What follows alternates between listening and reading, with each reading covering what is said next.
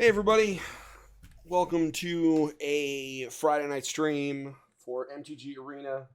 I don't know if this is going to be a regular thing, but this is kind of an experiment to see who all shows up.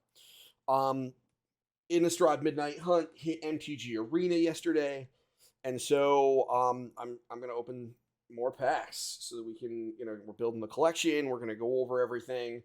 And I'm going to be giving the kind of beginner's perspective on, all these cards. Talk about on a basic level what they do. If you're looking for pro strats, pro evaluations, you can go elsewhere for that. But we're going to be giving the, the beginner stuff. And all these videos are going to end up being posted on the CCG's for Beginners YouTube channel probably tomorrow or Sunday. So here we go. We got a pack to open. Let's just get right to it.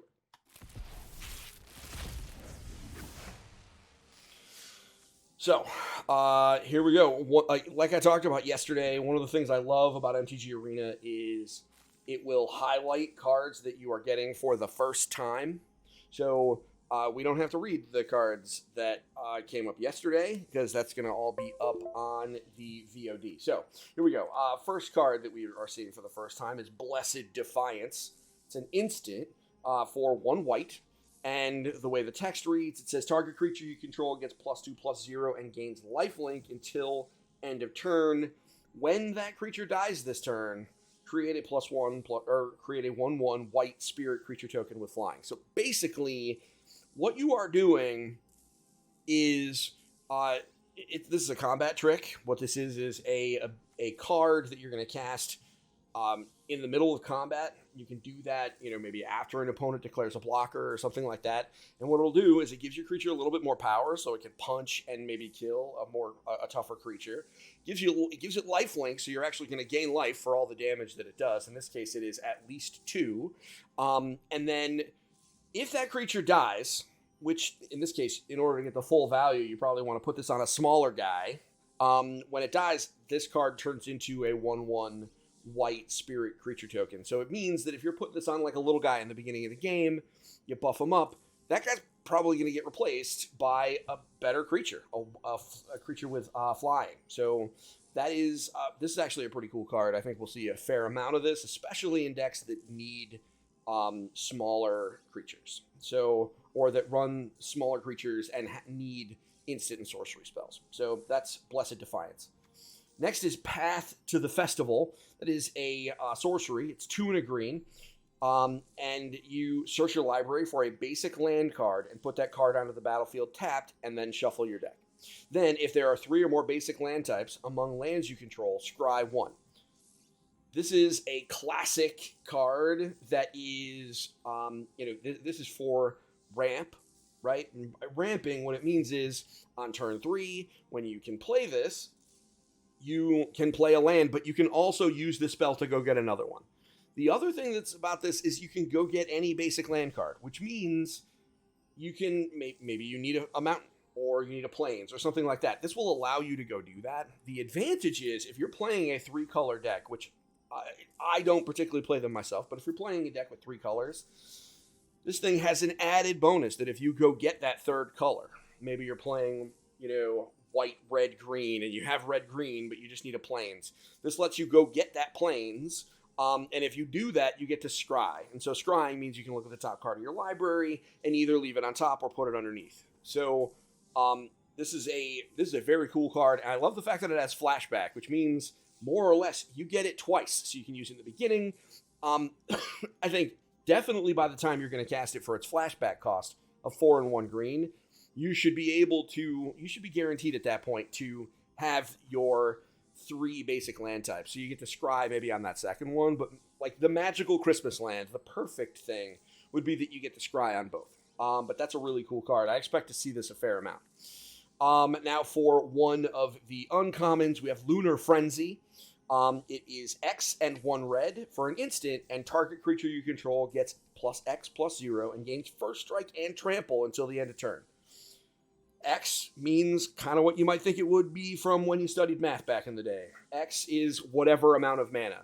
So here, this card gives you the ability to either pump up your guy just enough so that the first strike, which means you deal your damage first, will kill a guy, Or this is something you can cast late in the game when you have tons of extra mana, and you can just kind of bowl your opponent over with a big creature with a lot of power and trample.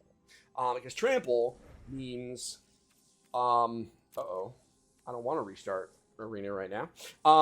Trample means essentially if somebody blocks, you can deal damage to that creature equal to its toughness, and then the rest of it you can deal to your opponent, which basically means you put Lunar Frenzy on a guy and it's just going to run over. I like that this card is so flexible. You can play it in the beginning as like a combat trick, and frankly, you can play it for just 1 red and give a guy First Strike, or 1 red and give a guy Trample, which might be enough in some situations. So it's very flexible. And the way you would do that is you would play X as 0.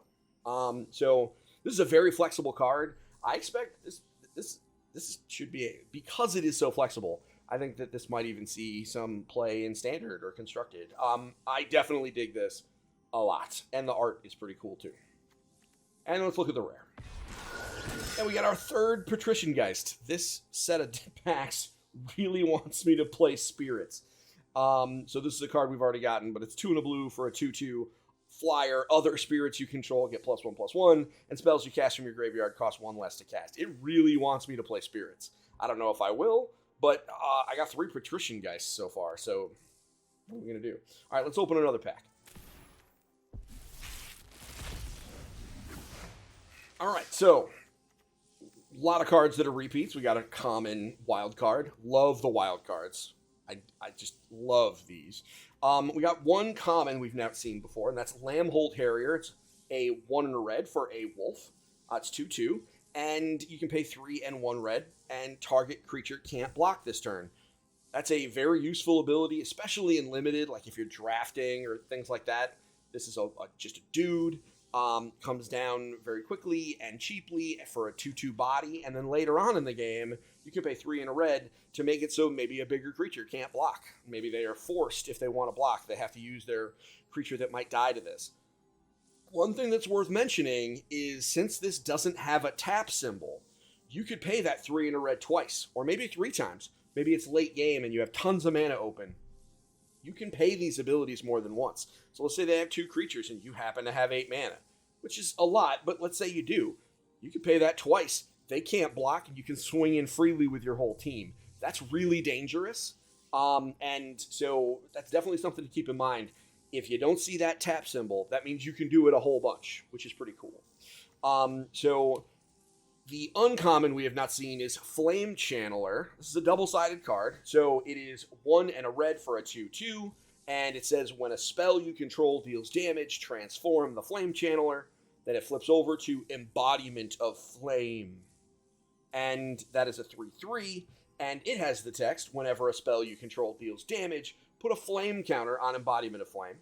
And then you can pay 1 and remove a flame counter from Embodiment of Flame and exile the top card of your library.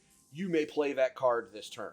So this card is going to transform very, very easily, right? If you're playing red, you're going to have a shock, which is 1 red for 2 damage. You're going to have some kind of damage. And so, and this deals damage. It's not even to a specific target. It's just when it deals damage, transform this guy. So you're going to flip this thing relatively quickly. It's just a matter of whether your opponent blows it up or not.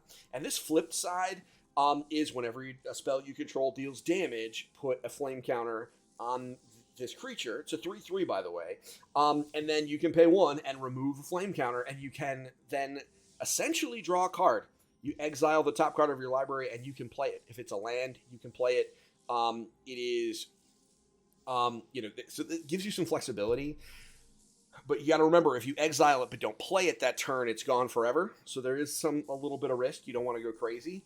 But this is really cool. And you'll notice you can pay 1 and remove. There's no tap here. So just like last time, you can do this multiple times in 1 turn. I think this guy's going to do some really cool stuff. I think it's just a matter of whether or not you can keep a 2/2 alive. There's lots of things that can do 2 damage. But if it lives and gets into Embodiment of Flame, it'll do some cool stuff. All right, so let's take a look at the rare. Here we go. We got a Liesa Forgotten Archangel. It's a legendary creature angel. We like legendary angels. She is two white and a black, and for a 4/5 flying lifelink creature.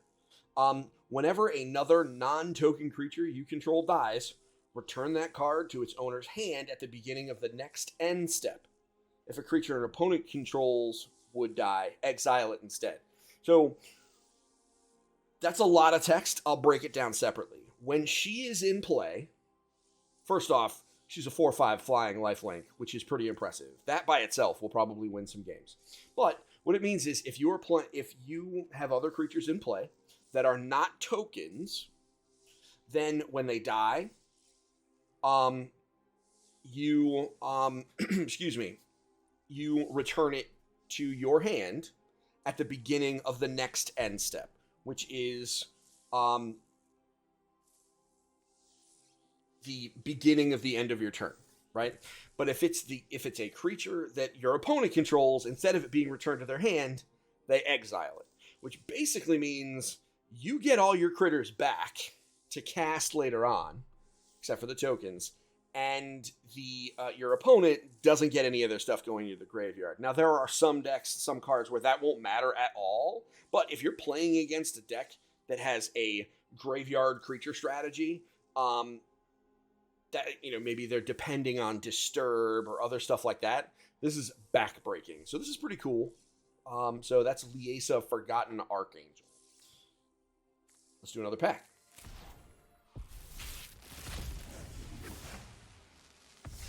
All right, here we go. There we go. I earned myself another rare wild card.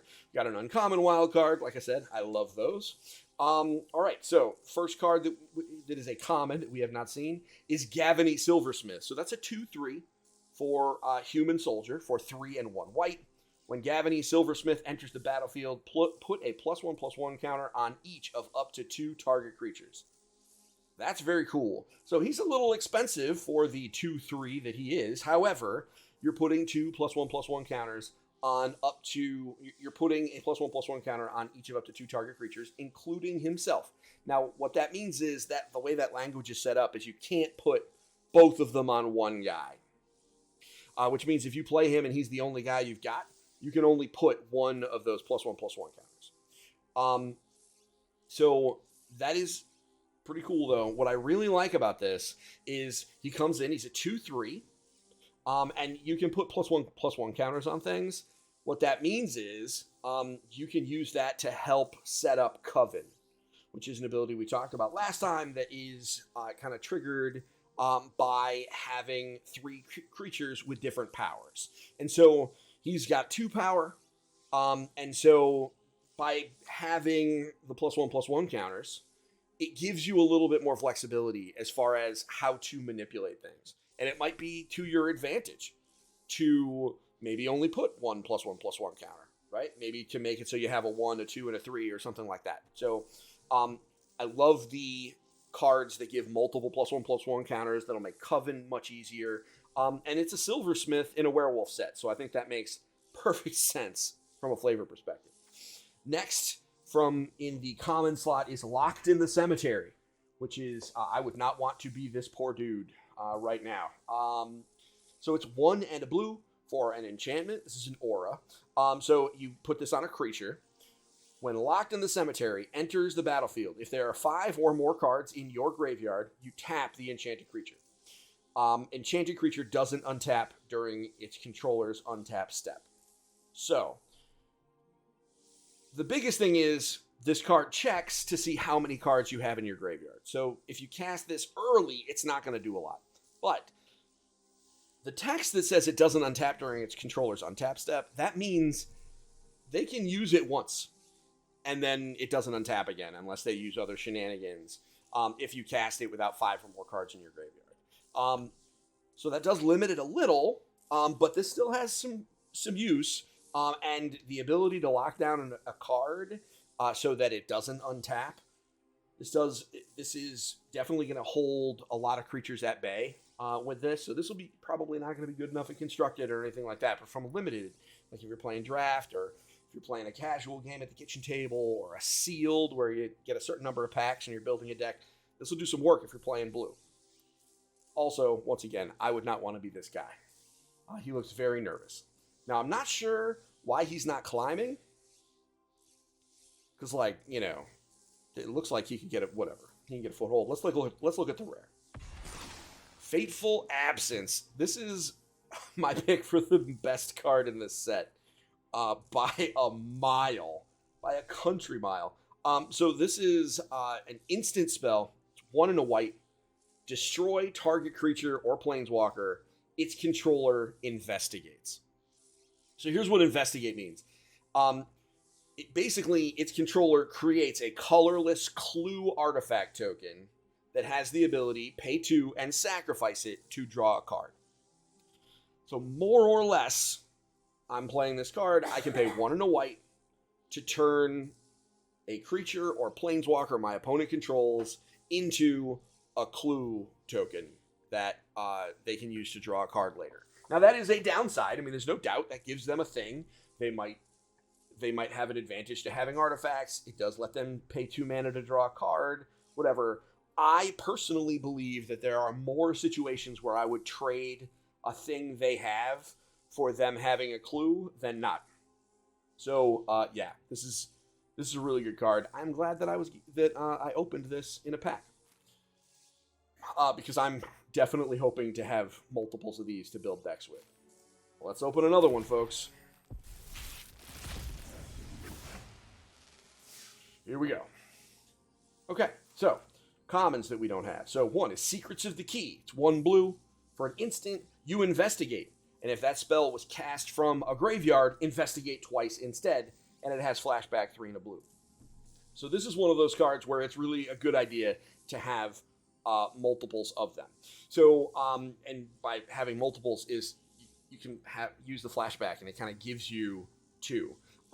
This is going to be very useful in decks that need you to cast instants and sorceries, because this is a not super great effect because you're just casting it and getting a clue. However, you are casting an instant spell and you also are putting a card in your graveyard and also giving yourself something to flashback. And when you cast it with its flashback cost, you actually create 2 of these clue tokens, which is pretty okay. So that is Secrets of the Key. And it's a common, so it's doing exactly what commons do, which is, you know, not blowing up the world, but it's pretty good. Next is Bramble Armor. This is a 1 and a green for an artifact equipment. When Bramble Armor enters the battlefield, attach it to target creature you control. Equipped creature gets +2/+1. This is a really cool thing. Normally, equipment just kind of comes into play and just hangs out, right? This one, when it comes into play, you actually get to attach it to one of your creatures immediately. So you get some benefit right there. Maybe you play a 1-drop on turn 1. 1-drop meaning a 1-mana creature. Turn 2, you play this, and that goes right on that other guy. And so you're swinging with +2/+1. Now, the equip cost is a little higher. It's 4, so if that creature dies, equipping it to something else is going to be a little bit more expensive. But this is very cool. You love to see equipments that kind of skip that equip cost, because this means you get to use it right away, early on in the game as well. In the uncommon slot, we got 2 new ones. The first one is Ambitious Farmhand. That's 1 and a white for a 1/1. When Ambitious Farmhand enters the battlefield, you may search your library for a Plains card, reveal it, put it in your hand, and then shuffle. So this is just a great 1 and a white. You get a human, and you can go get a Plains card. It's not very often that we get white with the ability to go search up cards, so that's pretty cool. And if you have 3 or more creatures with different powers, including this guy, you can pay 1 and 2 white to transform him into into a 3/3 lifelink. So, put him into play. Early on, you get a 1/1 guy, you get a Plains, and then later on, if you have 3 creatures with different powers, you can pay to essentially upgrade, which is a pretty cool thing, because really, it's just a 1/1 guy in the beginning. But being able to turn it into a 3/3 lifelink is pretty awesome. That's pretty deep. And next is Foul Play. 1 and a black for a sorcery. Destroy target creature with power 2 or less and investigate. We need lots of ways to kill. Black needs lots of ways to kill monsters. It's a sorcery speed, which is not super great, but this is going to find its way into a bunch of kind of limited like draft decks, etc. And being able to kill your opponent and create a clue token so you can draw a card and replace it later is pretty cool. And let's look at the rare. Catilda Dawnheart Prime. That's a cool name. I want to be Dawnheart Prime. So it's white and a green for a 1/1 human warlock. This is a legend, which means you can be used in Brawl and Commander. It says human creatures you control have tap, add 1 mana of any of this creature's colors. So this creature is green or white, so it means all of your humans can tap for either green and white, and you can pay for a green and a white and tap it to put a +1/+1 counter on each creature you control. That's pretty cool. Also has protection from werewolves, which means that werewolves can't block it. Means that if it blocks a werewolf, the werewolf cannot deal damage to it, which is kind of neat. It's very flavorful within this set, but this is kind of a cool ability. I would see if you're playing like humans in a commander environment, you want white-green. This is a pretty good way to give yourself a lot of mana by playing lots of humans, and then generating a ton of mana to do all sorts of stuff. And really, you only need to generate 6 mana to be able to start pumping up every critter you've got, which is not hard to do, especially since this is a human creature. So this creature can tap for either green or red. It's worth mentioning. So, that's this one. Let's go to the next pack.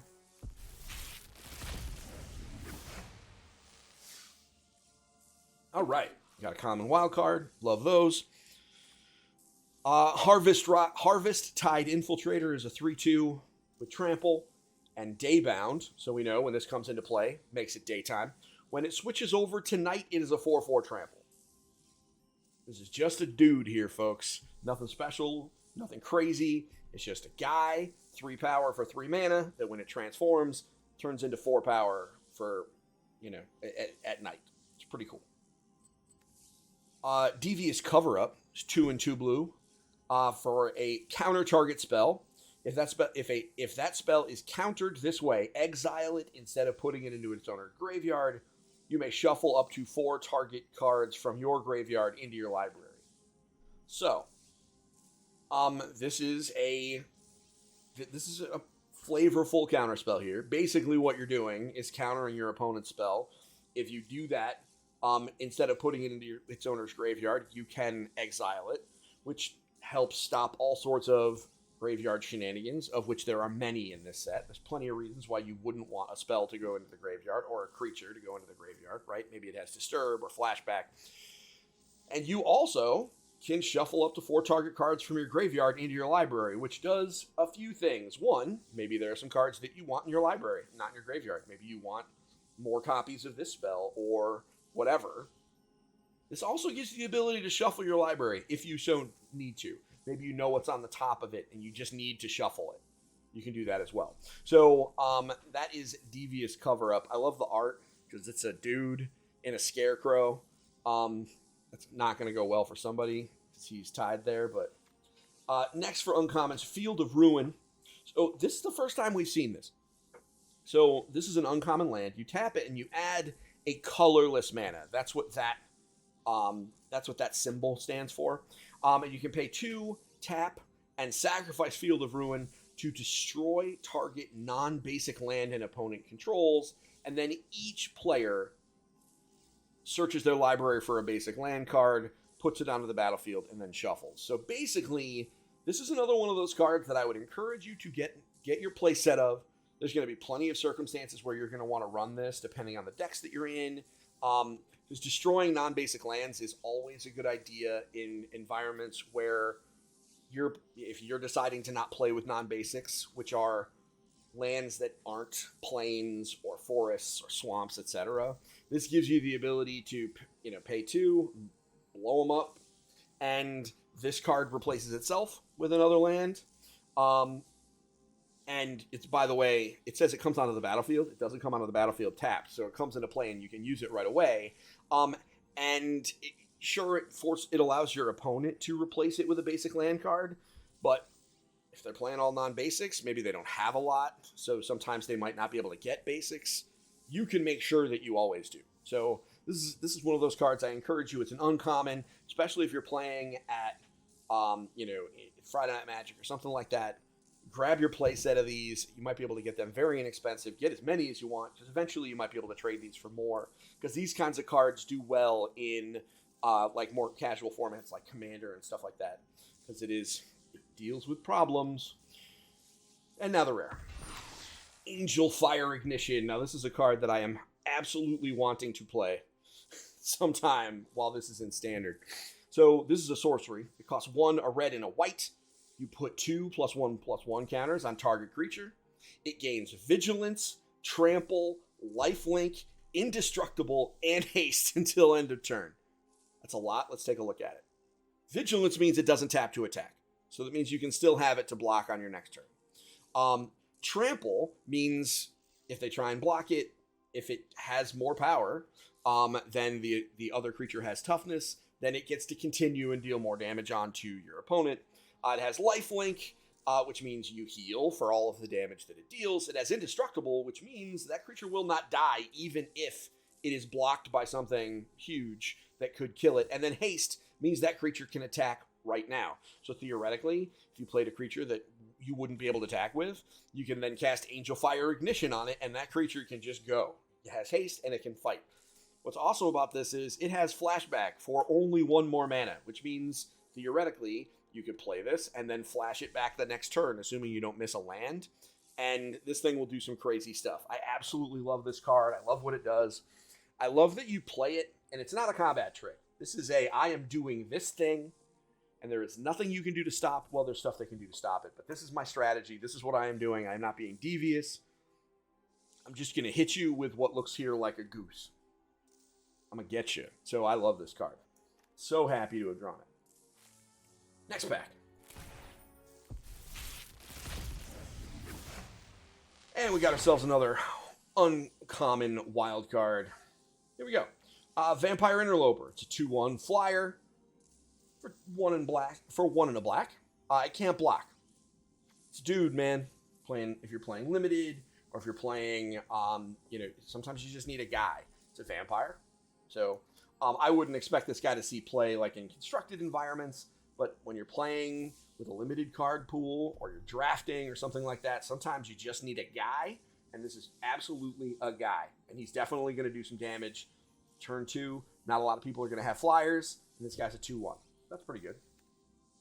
And then Sunset Revelry. This card is crazy. There's a lot to do with this. So it's 1 and a white, and it comes into play. This is what happens. It checks a bunch of stuff. So if an opponent has more life than you, you get 4 life. If an opponent controls more creatures than you, you get 2 +1/+1 white human creature tokens.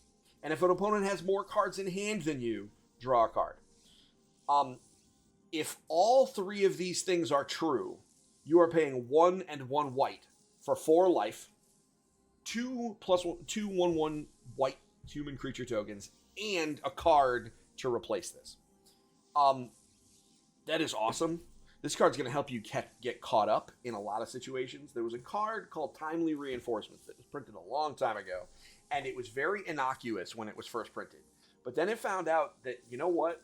This card is really good because it helped you if you were playing from behind, or if you were in a situation where technically you weren't really behind, but your opponent maybe had an extra guy, or, maybe it was 1 life better than you, or, whatever. This really, there are plenty of situations to kind of cast this and get, as long as you get 2 of these 3 effects, it's pretty awesome. And so, yeah, Sunset Revelry is absolutely great. And I would expect a lot of white decks to run it. And now let's check out the rare. Lear, Disciple of the Drowned. It's another legendary creature. So, 3 and 2 blue for a 3/4. Now it says spells can't be countered. It's pretty straightforward. Counter spells just don't work as long as this guy is in play. Each instant and sorcery card in your graveyard has flashback equal to that card's mana cost. That's pretty straightforward. It means everything has a flashback equal to its mana cost. When this guy is in play, that means, your shocks are 1 red to hit it, 1 red to flash it back.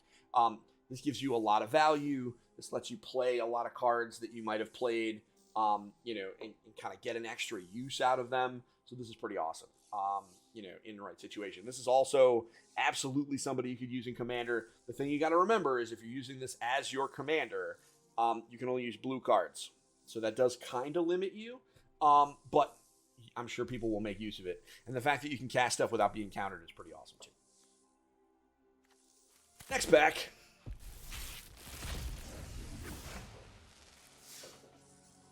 Okay, so in the common slots, we got Falcon Abomination. Wow, that is gross. It's a zombie bird, 2 and a blue for a 2/2.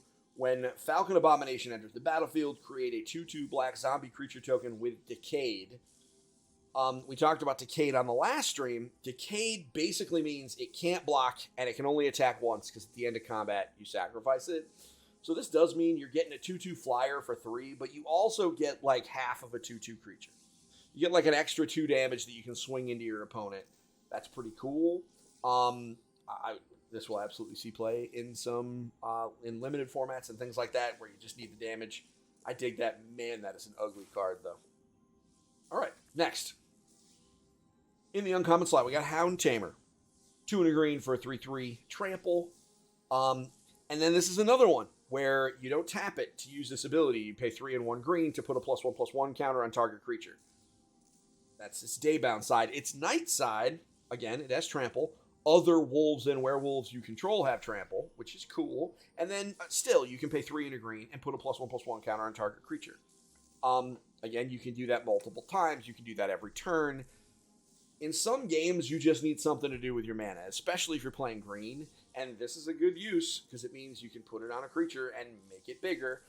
One thing that is worth mentioning for some of these, and this is like a little sneaky trick, is if you're playing against somebody that has Coven, you can technically use this to put a +1/+1 counter on your opponent's creature so they don't have 3 creatures with different powers. Now that is not always going to be a great idea, right? You are making their creatures more powerful, but if they're really depending on that Coven ability where they need 3 creatures that each have different power, and you can take one of their creatures and buff it up so maybe it's just as big as another one, and they don't have any other way to fix it or change it, that can be disruptive enough to make a big difference. But most of the time, I'd say almost all the time, you're going to use this to buff your own guys if you're using it. But the art is cool because that is a good doggo that is now running behind that's running behind the big guy on his nightbound side. So when it's night, this guy goes wild, and he gives all of his tamed wolves trample, which is pretty cool. We like that. And uncommon on the other side, Odric's Outrider. So you're paying 3 and a white for a 2/4. Not great, but whenever Odric's Outrider or another creature you control dies, put a +1/+1 counter on target creature you control. There's a lot of value in this, right? If you're playing with a deck that maybe sacrifices stuff, you can, every time one of those creatures dies, because it doesn't say non-token or anything like that. So if you're playing tokens and sacrificing them, you can get a lot of +1/+1 creatures, and it's worth mentioning. You can put them on this guy if you want, and even if he dies, you get a little bit of value. I do love cards like that, because this means, sure, you're paying 4 for a 2/4, which is not great. But even if he dies, you're going to get to put that +1/+1 counter on somebody else. So that's kind of nice. Let's check out the rare. Rite of Harmony. Now, first off, I love the art on this. I would have a playmat of this any day of the week. It is green and a white for an instant. Whenever a creature or enchantment enters the battlefield under your control this turn, draw a card. This is one of those you're going to put it in a deck and build around it. So you're going to play it and, play a bunch of cheap, or if you're playing in older formats, free creatures or enchantments. So they all come into play and you draw a card. So that they maybe replace themselves. And so maybe you pay 1 mana for a 1 mana creature, then it draws a card, so you have more, and you kind of just keep going. And it has flashback to a green and a white. Essentially, you get this twice. I love the art. This is definitely a card that will see use. And frankly, even if you play it and play 2 creatures and draw 2 cards, that's still awesome. That makes it worth it. You really want to cast at least a couple, Because if you only cast one, then you really didn't get anything out of this card. Because you discarded this card, essentially, to use it. And if you're only replacing it, that's not necessarily that great. You really want to get 2, I would think. But I could be wrong. Could be wrong. So that is Rite of Harmony. Next pack.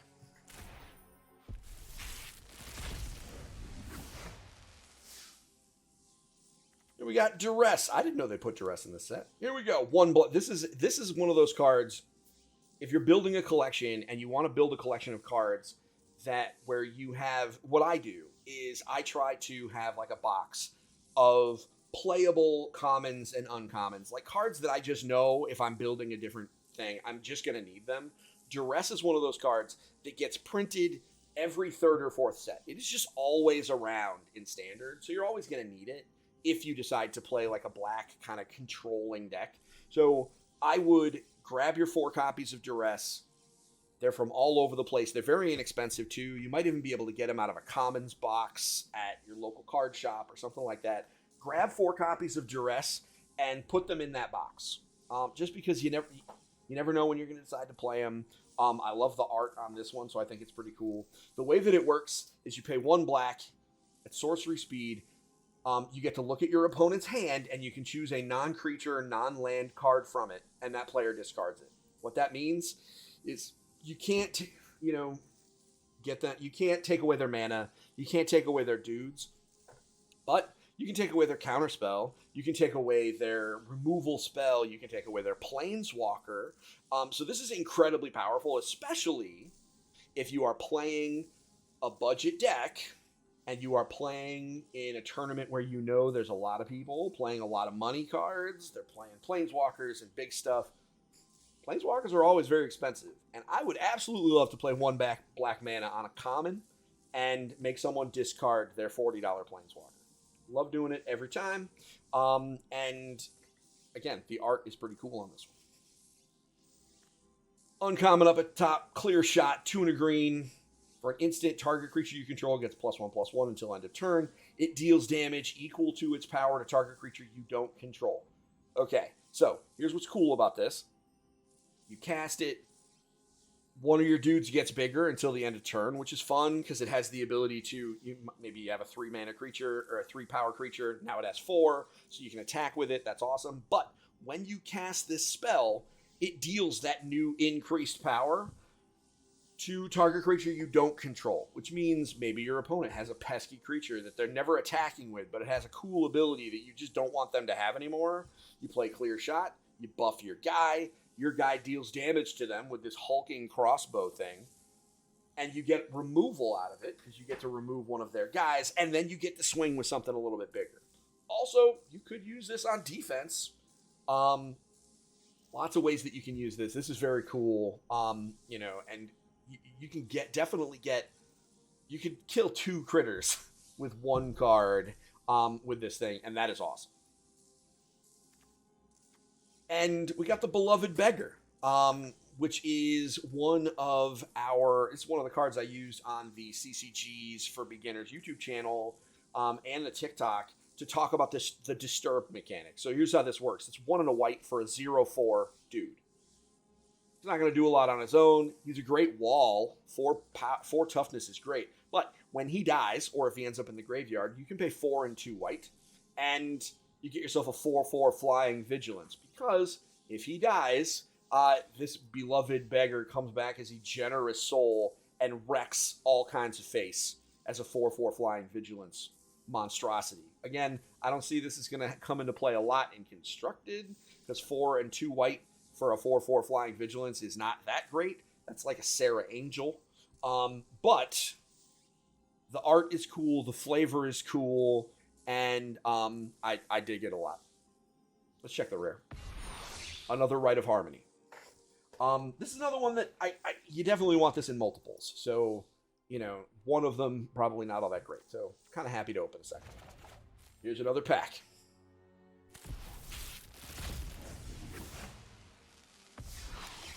All right, here we go. And we earned ourselves another rare wild card.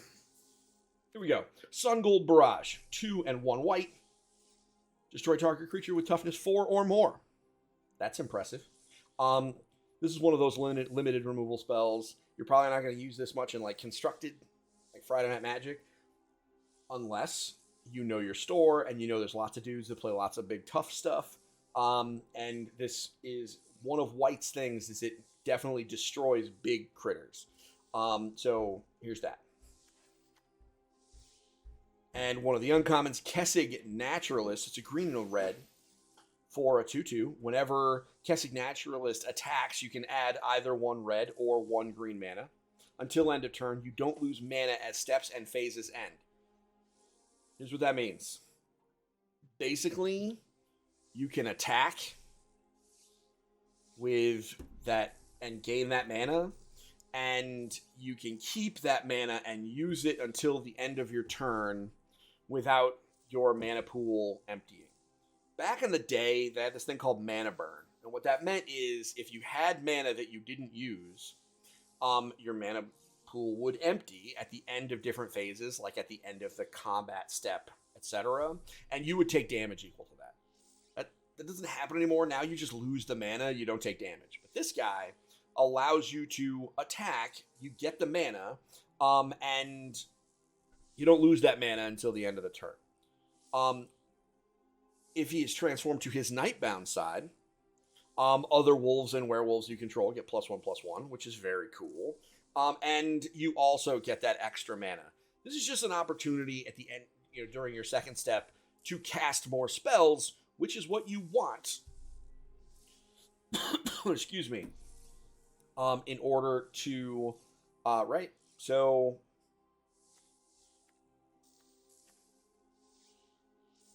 hold on.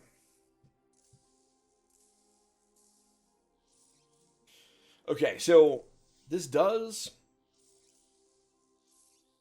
you know what, I'm not sure what you would, because you don't really want to, well, this gives you the advantage of, because you don't want to cast 2 spells, because if you cast 2, then it becomes day again, if it's night. So, with this guy, he gives you that extra mana, so you can cast 1 bigger spell at the end of your turn, after combat, which is kind of neat. Alright, so now let's look at the rare.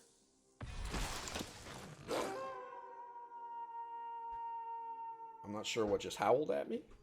Okay, so Reckless Stormseeker, which by the way, I want that jetpack, is a 2 and a white or 2 and a red for a human werewolf. At the beginning of combat on your turn, target creature you control gets +1/+0 and gains haste. That's awesome, right? Means on your turn, basically it means one of each critter that you cast on your turn gets haste and can start swinging. And if it is nighttime, that creature gets a +2/+0 and gets trample. So it's going to be a little bit bigger. It is worth mentioning, you can target yourself. So this Reckless Stormseeker can make itself have, as you play it, you can target yourself. And on your turn, you can have a 3/3 haste. So that's pretty cool. And again, I want this backpack. Because that is a cool, like, Zeppelin, Tesla-looking jetpack. That's really cool. I think this card's going to do some stuff. I think. Maybe. Here we go. Got plenty more where that came from, folks. Here we go. Search Party Captain. It's a 2/2 for 3 and a white. This spell costs 1 less to cast for each creature you attacked with this turn. When Search Party Captain enters the battlefield, draw a card. The magical Christmas land for this card, like the perfect scenario, is you're going to attack with 3 dudes. And then you're going to pay this guy and get a 1/1, or you're going to get a 2/2 for 1 white and you draw a card. That's like what you want. But if you attack with 2 guys and bring this guy down to 1 and a white and still draw a card, that's great. I think that's like the minimum standard. But in a desperation play, a 2/2 for 4 is not great, but at least you draw a card, which white doesn't do a lot. So this guy, I kind of dig him. I think there's plenty of circumstances where you can get this guy for 1 and draw a card. Next is Otherworldly Gays. This is another one that I think would look cool on a playmat. It's 1 blue. Look at the top 3 cards of your library. Put any number of them into your graveyard, and the rest back on top of your library in any order. Okay. This is one of those cards that you want to know what you're doing in order to use this. Because this lets you... now, you can pay 1 blue and put all 3 of them into your graveyard. Maybe they're all bad, or maybe they're a bunch of cards that all will do better for you in the graveyard. Or you can set up your next 3 draws. So you know, I'm going to draw a land next turn, and then I'm going to draw a draw card the next turn, and then I'm going to draw a creature on the 3rd turn, or whatever, right? This gives you the ability to like really have control over what's on top of your deck. And now the key is you don't draw anything. That's the one limitation on this. If you drew a card, this thing would be absolutely crazy. You can really just kind of set things up. It does, however, have flashback, which means you get to use it twice. I love the art on this. This is perfect for a graveyard set. If you're playing with lots of stuff that needs to be in the graveyard, this is probably one of those cards you're going to want to look at. You're just going to want to really practice with this card because there's going to be a lot of ways that you can mess it up. But there are some plays where the top 3 cards are going to be awesome, and you're going to know exactly what to do with them. So this is one of those ones you're going to want to think about. Next is Diregraph Horde. It's 4 and a black for a 3/4, and when it enters the battlefield, you create 2/2 black zombie creature tokens with Decayed. When you do, exile up to 2 target cards from graveyards. This is a cool card in that you can play it, you can exile 2, you can make a bunch of guys, right? You're paying 5 and you can get 7 mana or 7 power rather, out of that one spell. And let's say you're playing against a guy that has, or gal, who's playing with a graveyard strategy. Maybe they have a bunch of cards with Disturb or with Flashback. You can exile 2 of those. This could be very useful. You get a big body. 4 toughness is really great. And then you make 2 of these Decayed zombie tokens, which when the time is right are going to deal some damage. And you can get to disrupt your opponent. This is a really cool card. I dig it. And that is a zombie carrying a dude's leg. Yikes. Next is Sacred Fire. This is good. A red and a white. Sacred Fire deals 2 damage to any target, and you gain 2 life. And it has flashback. The flashback is very expensive. However, this is one of those things that you're going to play this early, destroy one of your opponent's dudes, and then your opponent is just going to forget that this exists, and you're going to have 6 mana, and at the end of combat, they're going to have a creature that's almost dead, and you're going to be like, and nuke it out of orbit. I love these cards. There was a card printed like this called Lightning Helix a while back that dealt damage and healed you. This is a weaker version of that with flashback. So yeah, it's pretty cool. Spell Rune Painter is the other uncommon. It's 2 and a red for a 2/3. Whenever you cast an instant or sorcery spell, Spell Rune Painter gets +1/+1 until the end of turn. These cards, like, think about this, right? You've got this guy in play, and you play Otherworldly Gays, and then you flash it back. Maybe you kind of are messing around with that. This, just playing it once gives this guy a +1/+1. But if it's on its Nightbound side, it gets a +2/+2, which means playing this, you could end a game if this thing's in play. It's a 3/4, and then you play this and then flash it back right away. That gives it a +4/+4, so you're swinging for 7. That's awesome. So I definitely dig this. This is one of those cards, considering the amount of cheap spells in blue and red, this guy could do some serious damage. Also, I absolutely love the flavor on this one. See this person, they're kind of drawing these awesome like tattoos, and those tattoos are on the werewolf version. Chef kiss. I absolutely love this. I want to be the fly on the wall when this artist was given this pitch for like what they were supposed to draw, because they did a killer job on this one. Let's look at the rare. Willowgeist. This is a cool looking card. 1 green for a 1/1 Treefolk Spirit. He's got Trample, which you're like, man, why are you giving a +1? Why are you giving a 1/1 creature Trample? So whenever one or more cards leave your graveyard, meaning maybe you cast a flashback spell, or maybe you exile it on your own, you put a +1/+1 counter on Willowgeist, and when it dies, you gain life equal to its power. This is one of those cards that in the right deck with the right strategy, specifically the strategy of casting flashback cards and exiling stuff from your own graveyard, this guy will get huge, and then when he dies, you gain a bunch of life. Also, that's a really cool looking card, just from an art perspective. So I dig him. Let's see what we got next. All right, only one card to talk about here. We got Gavin Trapper. It's an O2. It is 1 white for an O2, and you can pay 2 and tap it to tap target creature. This is a standard thing that is put in sets. You use this for limited. You rarely use these for like constructed, like, you know, Friday Night Magic and stuff like that, just because they aren't really all that good. Sometimes they'll print one that is good enough to play. This guy is not, but that's okay. If you're drafting, this is an awesome dude because you can pay 1. He can block a 1/1 early on, which is awesome. And then later on, when you have extra mana, you can use him and 2 mana to lock down their biggest guy. You will make that trade every day. It's almost like you can block them. Now let's look at the rare. Ooh, and it is a mythic rare wild card. We like to see that. That means it's any mythic rare I want.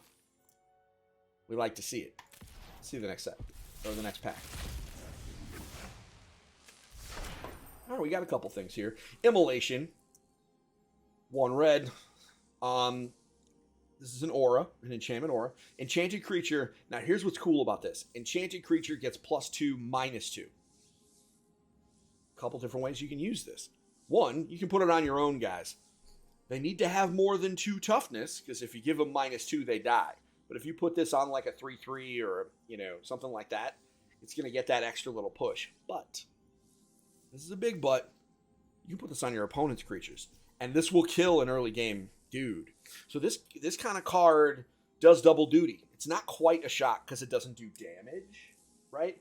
But this will kill smaller creatures in the early game, and if you draw it in the late game, you can put it on your bigger guys, like maybe your werewolves, and buff them up. And it's an enchantment, and there are certain situations where you would want an enchantment over an instant or sorcery. Also, I would love to see this in foil, because this like devil guy here looks cool. Neonate's Rush, 2 and a red for an instant. This spell costs 1 less to cast if you control a vampire. It's worth mentioning that the next set is a vampire set. So there will be way more vampires. Just like here, there are lots and lots of werewolves. So there will be reasons to have vampires. So this is one of those ones you want to keep your eye on. It deals 1 damage to target creature and 1 damage to its controller, and you draw a card. There are going to be plenty of circumstances where you're going to want to pay 2 mana to deal 1 damage to a creature and 1 to a controller, to a player, and then draw a card. I think this is one of those things. You definitely don't want to pay 3 for that, but I can see plenty of circumstances where you would want to kill, especially if they have a 1 toughness guy, being able to just kill that thing, deal some damage to their face, and replace it. I like it. Infernal Grasp is 1 and a black. Destroy target creature. You lose 2 life. It's a removal. It'll get any creature, but you got to lose 2 life, which means you got to use it early. But this is the thing with black. They give you cool and powerful effects, but you generally have to lose life to do it. It's almost like your life is a resource when you're playing with black, and that's okay in a lot of situations. And this thing is cool. That poor guy. And now into the other uncommons. Fangblade Brigand, 3 and a red for a 3/4. You pay 1 and a red. Fangblade Brigand gets +1/+0 and gains first strike until end of turn. That's a pretty powerful ability. If it is nighttime, you can pay 1 and a red and it still gets that ability. Or you can pay 4 and a red and buff your whole team. I like the flexibility on that.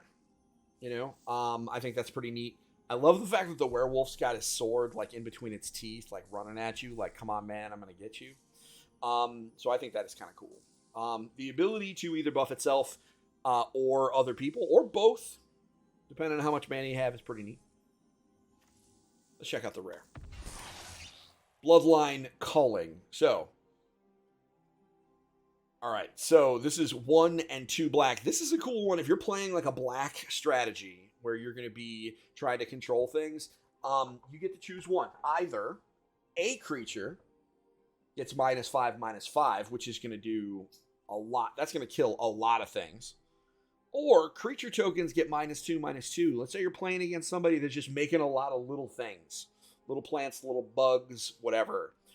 You play this, and all of them get -2/-2. You can just destroy a ton of guys. The fact that this has that flexibility, I would expect to see a lot of this.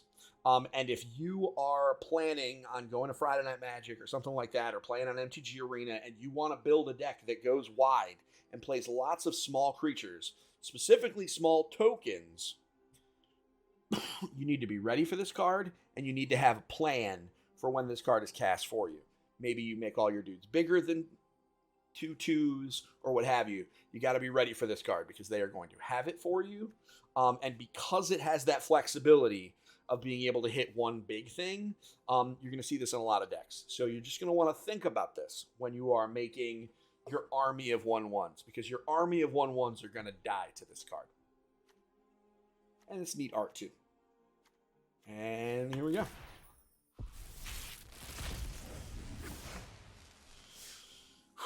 All right. Rotten Reunion. Oh my goodness. It's the farmers from American Gothic, only they're zombies. Here we go. Wait, is it American Gothic? Honey. What? American Gothic is the name of the picture with like the husband and the wife and the pitchfork, right? Is that the name of that painting? I'm gonna Google it. I don't know, sweetheart.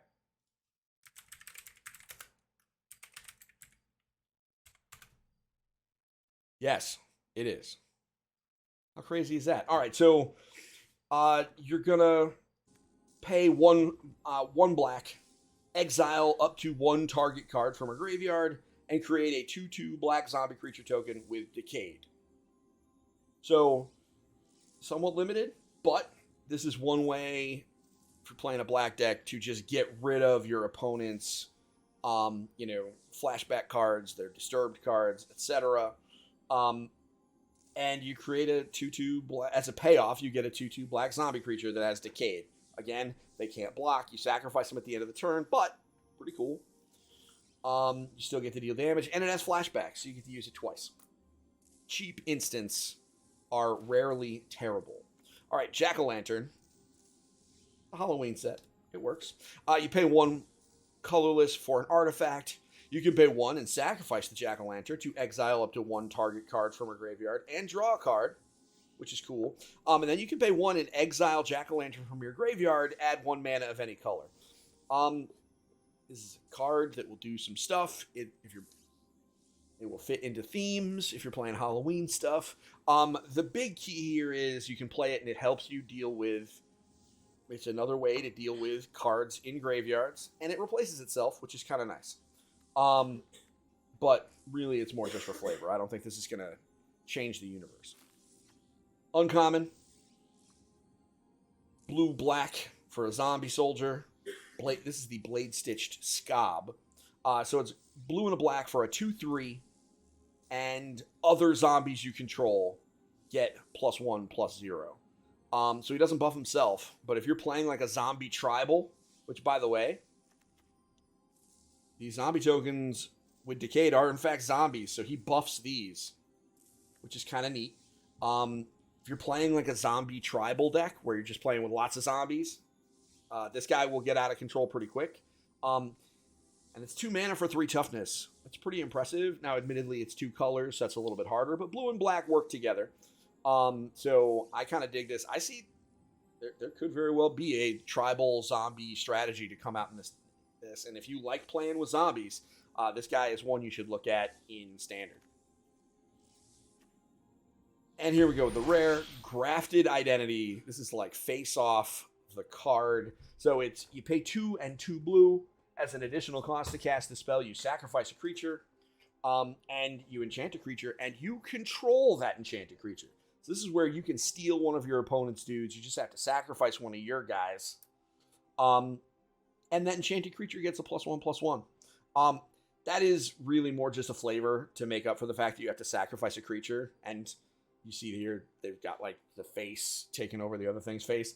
But really, this is 4 mana and sacrifice a creature to steal somebody's guy. If they've got a real big thing, you can play this, steal it, and get it. Very cool. Very powerful effect. This could absolutely change a game, depending on the game state. So very cool.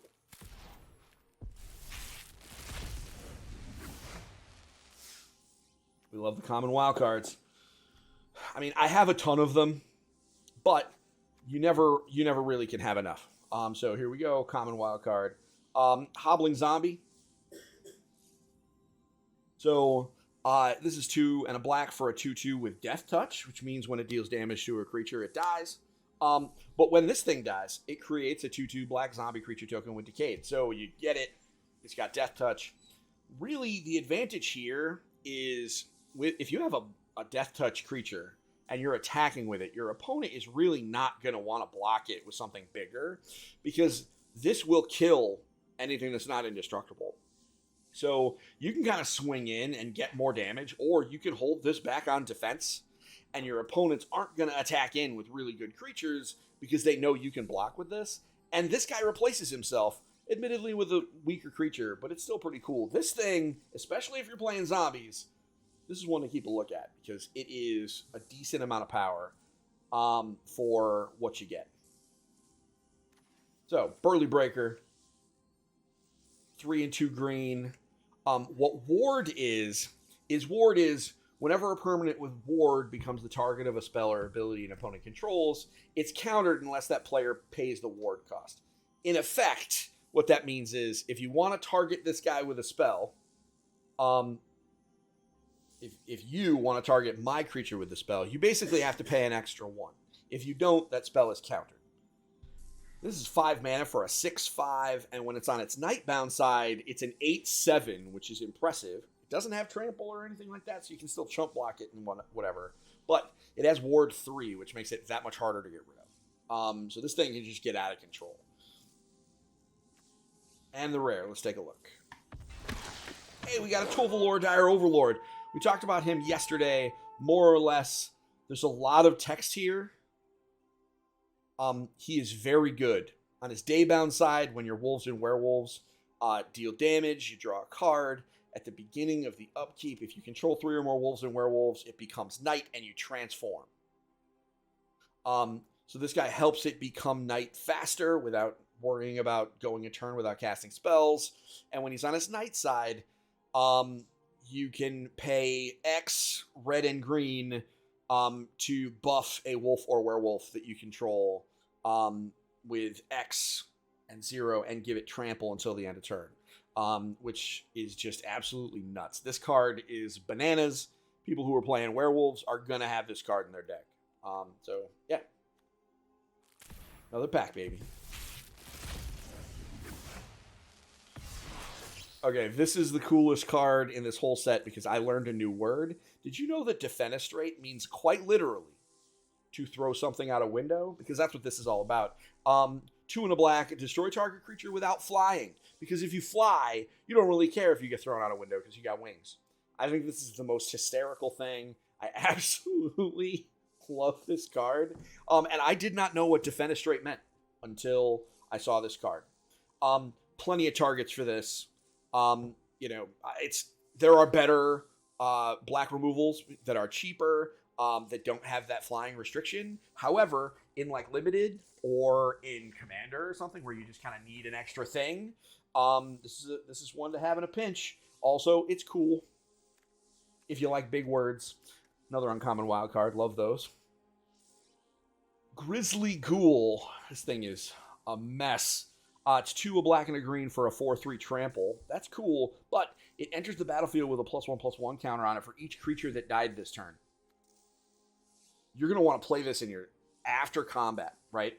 And what'll happen is, if there was a big messy combat that happened, maybe you attacked with a few of those zombie tokens with decay and they had to sacrifice, right? You had to sacrifice them at the end.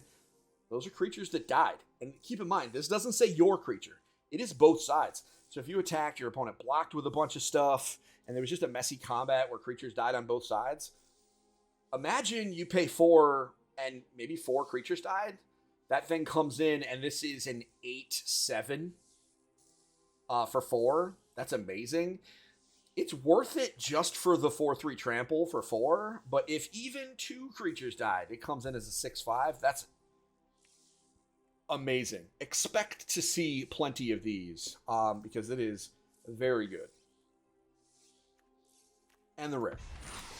Wake to Slaughter. We talked about this yesterday. I'll be honest. This is one of those cards that you got to be. A beginner probably should not be messing around with this card. However, you pay 3 a black and a red. You choose up to 2 target creature cards in your graveyard. Your opponent chooses 1. You return that to your hand. The other one goes onto the battlefield and gains haste, and you exile it. So if you have 2 big old critters, you can play it. Your opponent's going to choose one. One of them, it's going to get hit in the face right away and go away. The other one, you're going to have in your hand. So you're going to want to kind of build your deck around this, but it is pretty neat. To the next one. Silverbolt. It's a 1-mana artifact. You pay 3 and sacrifice it. It deals 3 damage to target creature. If a werewolf is dealt damage this way, destroy it.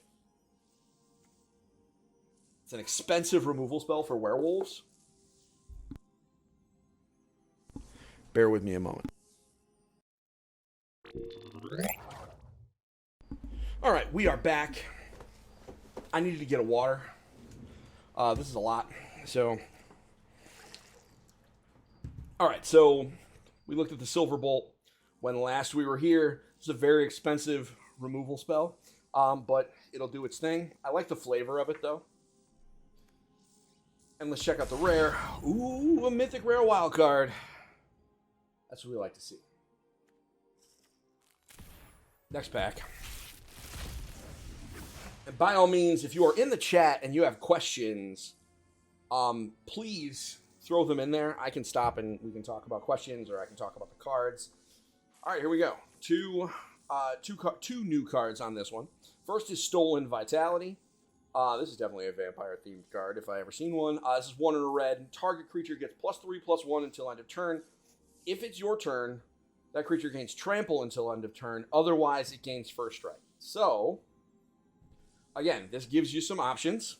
So, if it's on your turn, you make it bigger, it gets Trample, which means it's more likely to deal damage to your opponent. If it's on your opponent's turn, then you have the opportunity to cast this.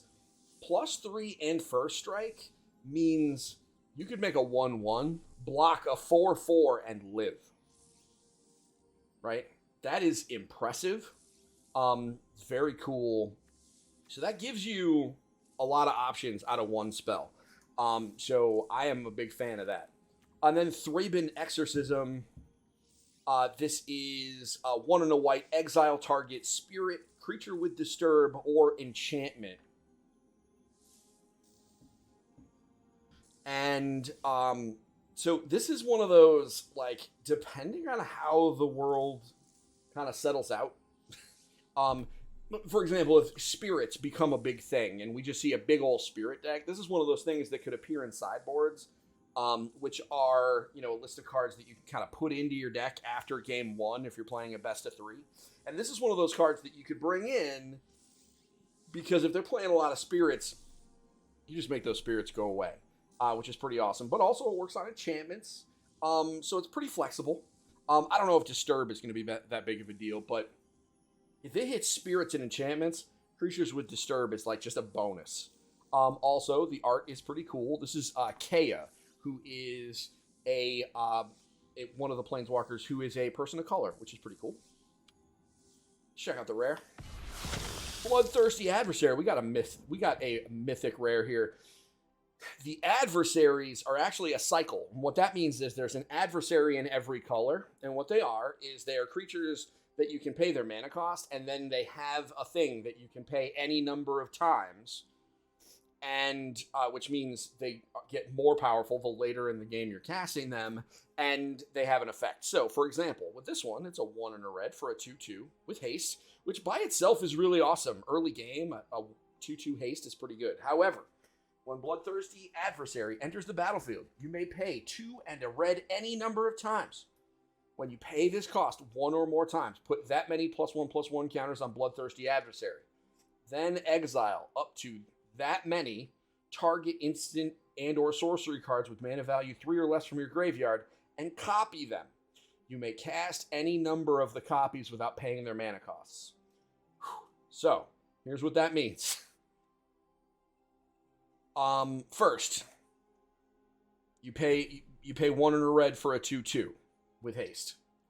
Then, for every time you pay 2 and a red, this creature gets bigger, and you take that many instant or sorcery cards. So you just take 3 mana, or 2 mana, or 1 mana, instant or sorceries, and you exile them, and you can pay, and you can play the copies, you can cast them without paying their mana costs. So basically, you pay 3, you get a +1/+1 on this guy, and you can play a spell, and you can pay a 3 mana spell that's maybe a damage spell or something like that, or maybe a card draw spell or something like that for free. And you theoretically could do that as many times as you have mana. So maybe late game you play this and you pay 1 and a red for the creature, and then you pay 4 and 2 red to get 2. This thing becomes a 4/4, and then you get to exile 2 cards. So depending on how much mana you have, later in the game, this thing can get absolutely crazy with all kinds of value. And on top of that, it's a decent sized body. So that is pretty cool. There is a reason it is mythic. Next pack.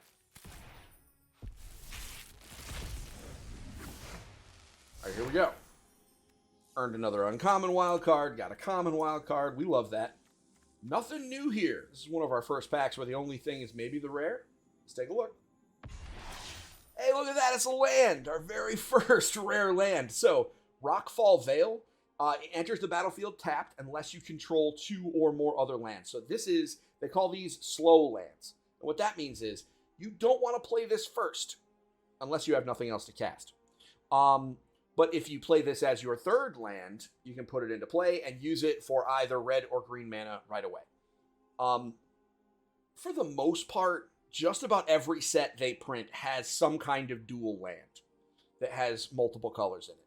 And they're always themed, based on the set as far as what color combinations they have. And in this case, these are the ones they use. Again, the lands end up being some of the most, mana is really important. So, if you end up opening these in packs and things like that, you definitely don't want to waste them. Trade them if you can. They have a decent value, and they really do help you make 2-color decks, because it adds a lot of flexibility. So definitely keep these. Trade them for what they are worth if you don't feel like you need them. But I make a point to always hold on to my lands, and they reprint them a lot too. So the likelihood that Rockfall Vale will get reprinted later on and thus your cards will be useful again is very high. Next pack. I have a feeling we're going to start seeing more packs where we don't have a lot to talk about. Here we go. Shady Traveler, 2 and a black for a 2/3 with Menace. Now we talked about Menace before, but it just is a critter that can't be blocked by 2 or more creatures. And that's its daybound side, its nightbound side. It's a 4/4 with Menace. That's a powerful creature, but again, this guy is probably going to end up being more for the limited side, but that's okay. Ritual of Hope, 1 and a white. Creatures you control get +1 until end of turn, which is cool in and of itself. Coven, if you control 3 or more creatures with different powers, creatures you control get +2/+1 until end of turn instead. 1 and a white for just giving all your dudes +1/+1 is great in and of itself. Giving them all +2/+1, even better. So this is a cool card. I love the art. So that's pretty awesome. Unnatural Moonrise. Red and a green. So it becomes night. So just straight up turns it to night. Until end of turn, target creature gets +1/+0 and gains trample. And whenever this creature deals combat damage to a player, draw a card. Listen, there's something to be said about being able to just play a spell that turns all your werewolves into their nighttime form. I mean, I dig that. And turning all your creatures, giving them all trample, and giving them all +1/+0 means those creatures are going to be more likely to be able to deal damage, which means you're going to be more likely to get a card. If you have 2 creatures in play, you know, like, well, you can only play it on one guy, so multiple creatures, but this will be able to replace itself more likely than not just by giving your bigger werewolves trample. So I dig that. And it's got flashback. Paying 4 mana for this cost, not too expensive. So if you're playing werewolves, you definitely want to at least consider including this card. Because being able to make it nighttime on purpose at the beginning of your turn, very good. Here we go. Adeline, Resplendent Cathar. I don't know if I'm pronouncing that correctly. Cathar. I'm not sure. So it's 1 and 2 white. She has a star under her power. We'll talk about that in a moment. And a 4. She has vigilance. Her power is equal to the number of creatures you control. That's cool. So if you have 10 creatures in play, she's a 10/4. At the very least, she will be a 1/4 because she herself counts as a creature that you control. Whenever you attack, for each opponent, create a 1/1 white human creature token that's tapped and attacking the player or planeswalker they control. Excuse me. So.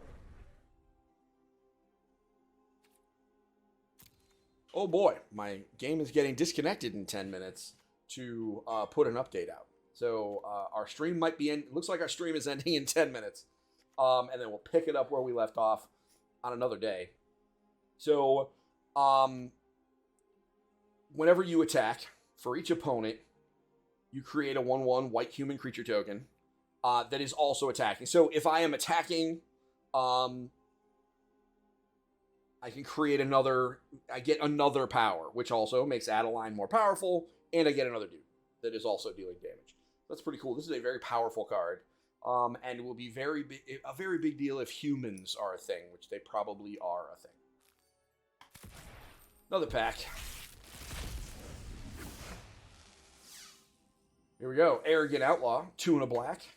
For a 3/2, when Arrogant Outlaw enters the battlefield, if an opponent lost life this turn, each opponent loses 2 life and you gain 2 life. Remember, combat damage does cause loss of life. So after combat, you have another, we call that the second main phase. So you have another phase. So if you hit your opponent, dealt damage with them, you can put this guy down, and your opponent loses 2 life, you gain 2. And then you have a 3/2 body on the next turn. He's also a vampire, which will likely be relevant in a couple of months. So that's pretty neat. And he also is a very arrogant outlaw. He's just chilling back like, hey, what's up?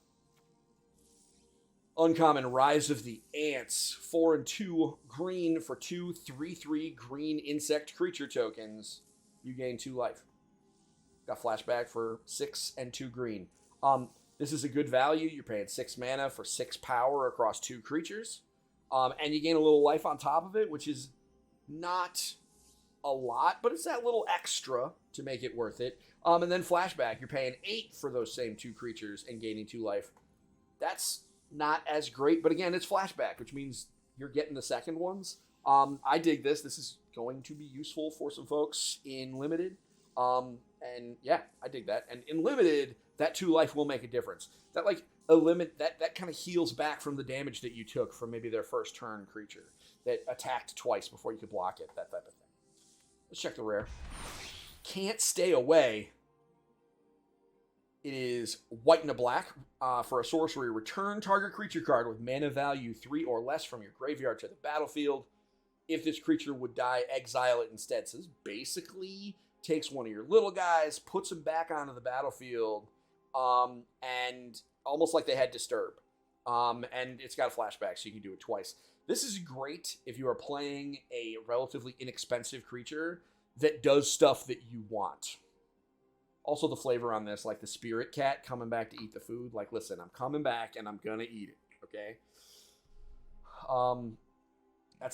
This is a neat card. Next pack. Here we go. Another rare wild card. We're up to 20 now. That's pretty good. Timberland Guide is a 1 and a green for a 1/1. And And when it enters the battlefield, put a +1 counter on target creature. It's worth mentioning. He can target himself. So this is cool. Also, here's what's neat about this guy. If you're trying to build towards Coven, let's say you already have a 1/1 in play, you can put him into play. You can put the +1/+1 counter on that other creature, and then he can come into play and be the 1, and that other creature can be the 2. Or maybe, let's say you have two 2/2s, and he comes into play. You can put him in, he can be the 1, and you can put the +1/+1 on one of the 2s, and they become a 3, and boom, you have Coven. Lots of cards that deal with putting +1/+1 counters on other creatures to help flip the balances over. So this is a guy that you're definitely going to want to look at if you're playing with Coven. I think he could even work in Constructed if Coven is good enough. Next is Gale Drifter. This is like that Pegasus Goose thing with wings. It is 3 and a blue for a 3/2 flyer with Disturb. The Disturb cost is 4 and a blue. It's the Whale Drifter, and that comes in. It's a 2/2 flyer. Not a big upgrade, but you get 2 flying dudes on 1 card, which is pretty okay. And the rare, let's check it out. Sludge Monster. It's 3 and 2 blue for a 5/5, which is a great value anyway. Whenever Sludge Monster enters the battlefield or attacks, you put a slime counter on up to 1 other target creature. Non-horror creatures with slime counters lose all abilities and have base power and toughness 2/2. So this guy, when he comes into play, you nuke one of their big dudes out of the park and turn it into a 2/2, right? And it's hard to get rid of slime counters. In fact, I'm not sure that there is any way to get rid of a slime counter. So by itself, you're paying 5 mana for a guy and shutting down a big guy. Now, they still have a 2/2, but then when it attacks, you do it again. So before this thing swings, you are turning 2 of their guys into 2/2s. Now, yes, they can block this horror, but I would absolutely love to put this down, get rid of one of their big creatures, and then swing, get rid of another one of their creatures, and then kill it because they chump block to my Sludge Monster. That sounds great. If you're playing like a blue control thing where you're really just trying to play it slow and remove their stuff and counter their stuff, and then you play this Sludge Monster is going to do some work. So I think, I think he's pretty cool. The flavor text. Tracking it isn't the hard part. Facts. Next pack here. Look at that. The full pack here. Got a nice common on. We got a common wild card. Let's look at the rare. We got the Reckless Stormseeker again. I still want that backpack. Let's open another pack. I think we're getting to the point where we're going to start seeing more of those. Like now, again, all repeats on the cards. Checking the rare out. Brutal Cathar. Here we go. This is one we haven't seen. 2 and a white for a 2/2. When this creature enters the battlefield or transforms, exile target creature an opponent controls until this creature leaves the battlefield. So, when I enter the battlefield, I'm going to exile one of my opponent's creatures and put it underneath this guy. And then when he transforms to Moonrage Brute, I can do it again. Right? And so you get 2 dudes. And then, excuse me. And when it's on its Nightbound side, it has first strike, which is great. It means it's harder to kill. It's going to kill a lot of creatures if it's attacking and blocking. Ward, you got to pay 3 life to target this thing to try and kill it at night, which that's impressive. So this card is going to do some work in werewolf decks. This is even going to do some work in human decks. This thing is cool. It is not very often that you see removal in the form of a dude in white.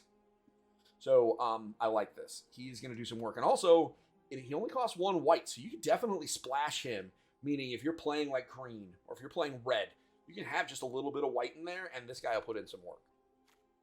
So I like him.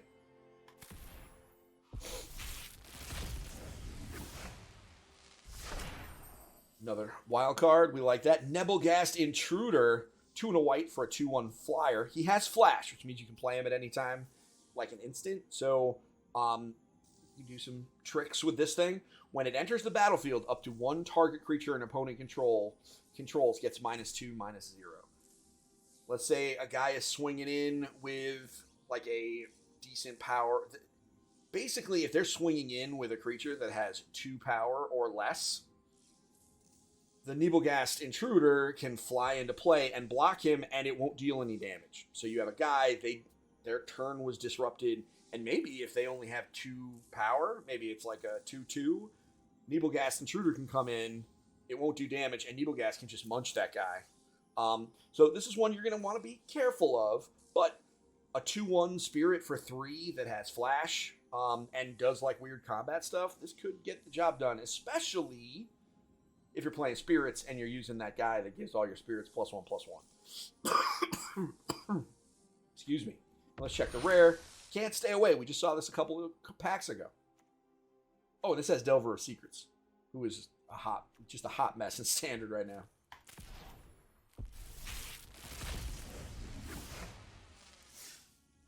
Cavern Ruffian. 3 in a red. He's daybound he's a 2/5. Nighttime, he turns into a 6/5. He just gets messed up at night. So a 6/5 at night is going to hurt people. I don't know if this is going to do it in Constructed, but he might, just because it's 4 for a 6/5 at night. Who knows? I love the concept, though. And the rare. Ghoulcaller's Harvest. Black and the green, create X 2/2 black zombie creature tokens with Decayed, where X is half the number of creature cards in your graveyard rounded up. Listen, if this is late game, and you've just had a lot of dudes die, you've milled yourself a bunch, so there's a bunch of creature cards in your graveyard, this thing, for 2 mana, you could get, 4 or 5 things. Frankly, for 2 mana, even if you get 3 things, that's pretty good. And it has flashback.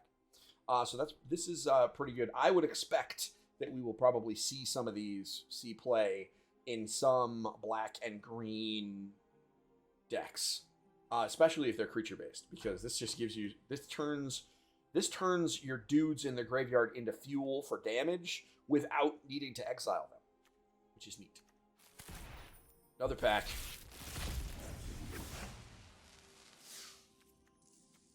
The Volderan Ambusher. 2 in a red. This is an uncommon for a 2/2. He's a vampire archer. When the Volderan Ambusher enters the battlefield, if an opponent lost life this turn, it deals X damage up to 1 target creature or planeswalker, where X is the number of vampires you control. Okay, we're going to chill with this guy for a little bit, and then in 2 months, when the new vampire set comes out, this thing is going to do some damage. Get your playset now, put them aside. Because if you're playing like mono red or red and black vampires, imagine you swing, you get through, you deal damage to an opponent, you put this guy down, and then for 3 mana, you get a 2/2 vampire, and then you get to deal X damage. Let's say you have 3 vampires. You're going to do some crazy stuff with this. And even better, if you're playing red and black, maybe you can just deal some damage. And then you just play him before combat. Who knows? Lots of options here. This guy is going to be great. Check on the rare. I'll take a rare wild card.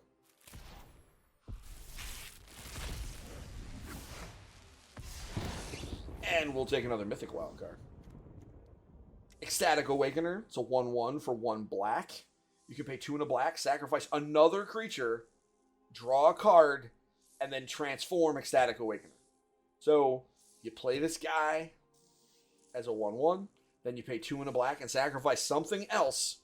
Then you get to draw a card and turn this guy into a 4/4. This thing will do some work because you play him early, you get a little bit of damage out of him, and then if he lives till 3, you sacrifice another creature, maybe a zombie token with or something like that, or another creature that maybe you want to die, and then you turn him into a 4/4. That's good. Corpse Cobble, blue and a black. As an additional cost to cast this spell, sacrifice any number of creatures, and you create an XX blue and black zombie creature token with menace, where X is the total power of the sacrificed creatures. Listen, play this when a bunch of your guys are going to die.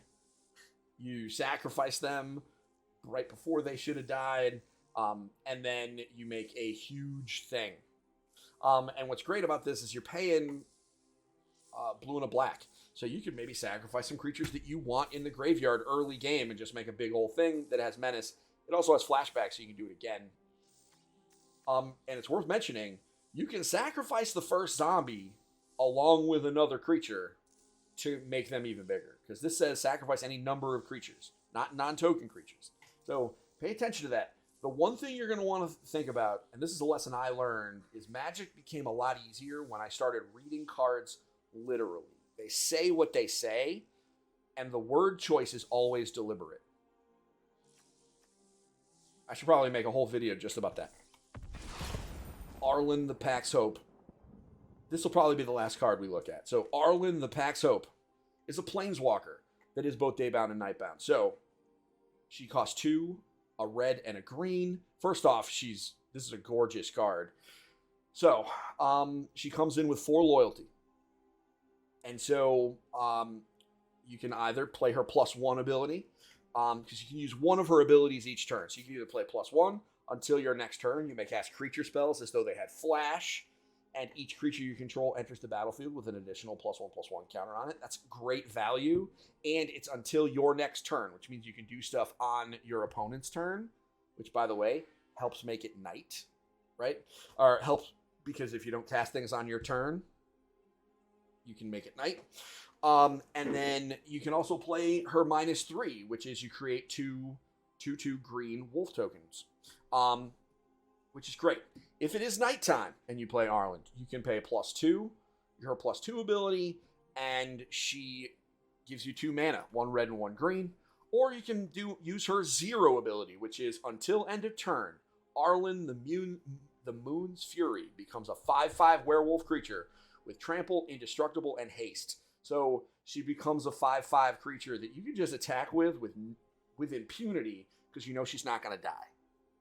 So this is a very powerful card who will absolutely find her way into werewolf decks.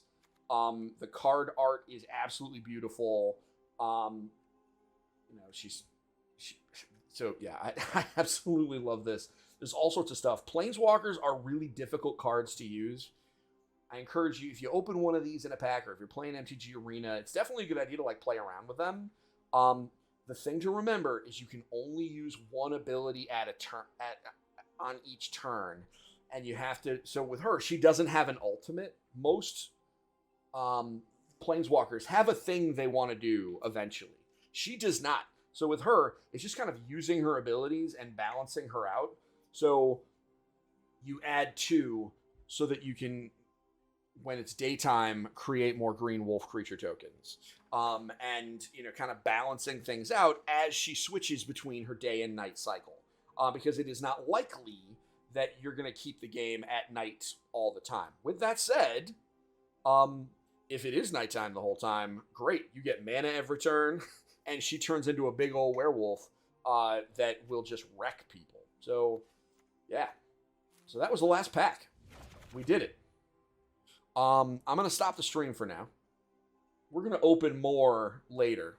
I'll do another one of these streams probably during next week, where we'll open even more packs and go over stuff. In the meantime, all these VODs are going to go up on the CCGs for Beginners YouTube channel, where you'll be able to kind of check out what we're doing and see some of my commentary, my beginner opinions on a bunch of these cards. So I hope you guys have a great night. We will see you soon, and play some Magic.